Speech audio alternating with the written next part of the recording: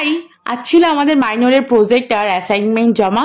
আমরা ভেবেছিলাম আমাদের আজ যাওয়া হবে না, কারণ আমাদের কারো এক পেজও লেখা ছিল না, কিন্তু 1 আওয়ারে আমরা সবটা কমপ্লিট করি। আমি তাড়াতাড়ি স্নান করে এসে রেডি হয়ে নিচ্ছিলাম, কারণ আমরা অলরেডি অনেক লেট চলছিলাম, তো আমাদের বেরোতে হতো।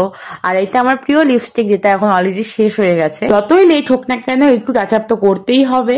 আর আমি এখানে এত খুশি কেন আমি জানি না, মেবি 1 আওয়ারে সবটা কমপ্লিট হয়েছে, তাই হয়তো এত খুশি ছিলাম। আর এটা আমার কলেজ, আর আমরা কলেজে পৌঁছে তাড়াতাড়ি অ্যাসাইনমেন্ট আর প্রজেক্টে জমা দিয়ে দিয়েছিলাম, দেন একটু আড্ডা মারছিলাম।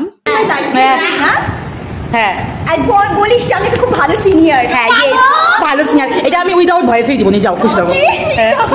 আমাদের সিনিয়রসটা একটু আলাদাই, সেটা আমি এই ব্লগে বলবো না, কারণ একটা ব্লগ এটা শেষ হবে না। দেন আমরা চলে গিয়েছিলাম একটু মদনমোহন বাড়িতে, আর এখানে না ঢুকলে বুঝতে পারবে না যে এখানে কতটা কি শান্তি রয়েছে।